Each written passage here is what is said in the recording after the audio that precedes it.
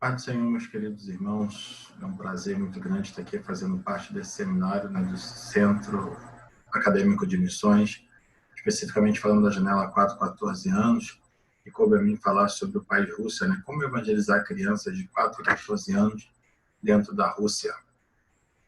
Essas são as cores da bandeira, que é branco, azul e vermelho.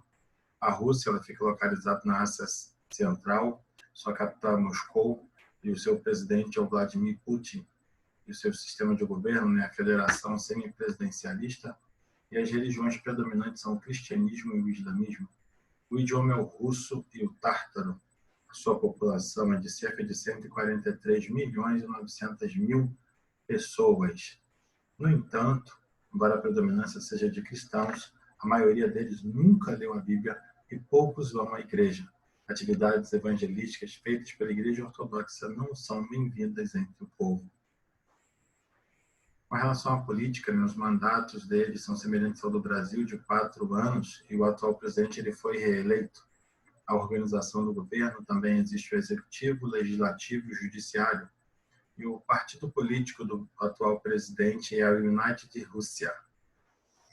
E o atual primeiro-ministro do país é o Dmitry Medvedev. Com relação à economia, a Rússia é um país que tem muitos recursos naturais, como petróleo, gás, ouro, urânio. Durante um grande período, a Europa e o Ocidente foi dependente do gás e do petróleo da Rússia. Porém, as crises econômicas e o combate na Crimeia foram grandes golpes contra a economia da Rússia, combinado com as sanções dos Estados Unidos e da Europa, fizeram a economia russa entrar em declínio e sem sinal visível de recuperação. Com relação aos aspectos sociais, dos 146 milhões de habitantes, 68 milhões são de homens e 78 milhões de mulheres, ou seja, você tem aí uma diferença de 10 milhões a mais de mulheres com relação ao número de homens. Alguns estudiosos dizem que é em função dos constantes conflitos que a Rússia se envolve com muitas baixas e por isso essa diferença histórica. O censo de 2010 revelou que 81% da população era da etnia russa e os outros 19% pertenciam a outras etnias.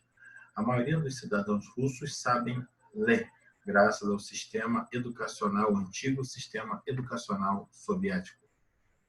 Esse gráfico aqui ele mostra ali na cor amarela a quantidade de mulheres e o azul a quantidade de homens. E você percebe que desde 1926 a quantidade de mulheres vem uma constante, sempre sendo maior do que a quantidade de homens.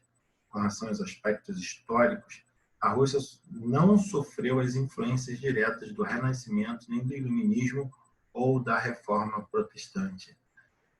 O país só conhece as formas autoritárias de governo desde a Idade Média. A União das Repúblicas Socialistas Soviéticas, que nós conhecemos como a URSS, foi uma nação que existiu entre 1922 e 1991. O conflito armado do leste da Ucrânia deixou a Rússia isolada internacionalmente, assim como a participação dela no conflito à Síria. Em relação aos aspectos culturais, a cultura da Rússia tem a sua origem nos eslavos orientais, é o resultado de uma sociedade multiétnica. Há mais de 160 diferentes grupos étnicos e povos indígenas na Rússia. Esse aqui é um grande marco cultural da Rússia. Certa pessoa viu e perguntou, isso é a Disneylândia? Não, não é a Disneylândia. Essa é a Catedral de São Basílio, na Praça Vermelha, em Moscou. É um dos cartões postais da Rússia. Em relação ao sistema educacional, a educação gratuita é garantida para todos. E a partir do ano de 1990, os russos adotaram uma formação escolar de 11 anos em todo o país. Eles são muito dedicados aos estudos, já é comum os russos estudarem idiomas, estudarem teatro, literatura e outras manifestações culturais. Todos os anos, em 1º de setembro, é comemorado esse ano escolar, que as crianças entregam muitas flores para as suas professoras, e é muito comemorado a questão da criança começar a escrever. Eles dão uma valorização muito grande à língua, à letra cursiva. Um outro aspecto interessante é que quando uma criança ela se matricula em uma turma, ela vai até o final do seu ciclo escolar. Dificilmente as crianças ficam trocando de turma. Isso faz com que um aspecto negativo que eles não tenham uma diversidade de amigos, mas o aspecto positivo é que eles têm um relacionamento profundo com os seus amigos.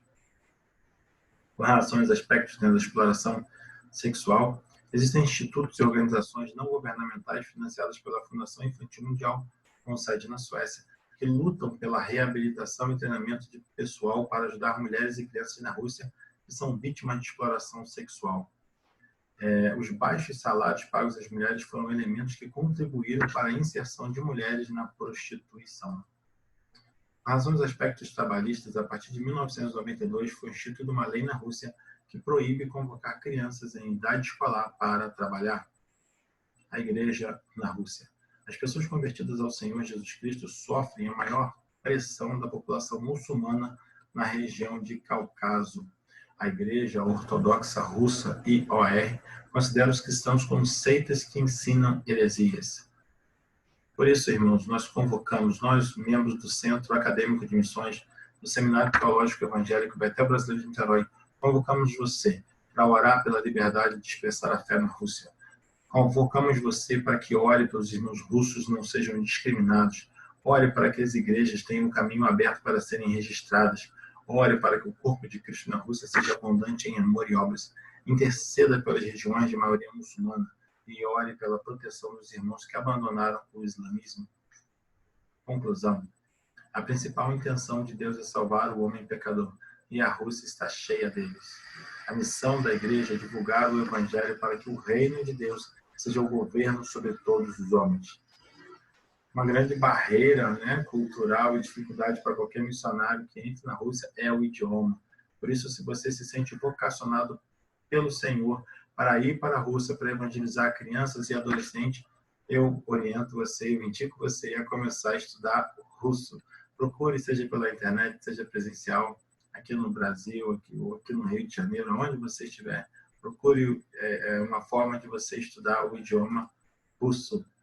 Aqui estão os contatos de algumas agências missionárias. Especificamente, nós entramos em contato com o pastor Ricardo Pinuto, faz parte do grupo Craques da Paz, já esteve lá na Rússia em 2018, evangelizando as pessoas através do esporte, que é uma grande ferramenta de evangelização. Estão aí os contatos dele, você que tem interesse. Essas são as referências de todo o material que nós pesquisamos e que Deus te abençoe.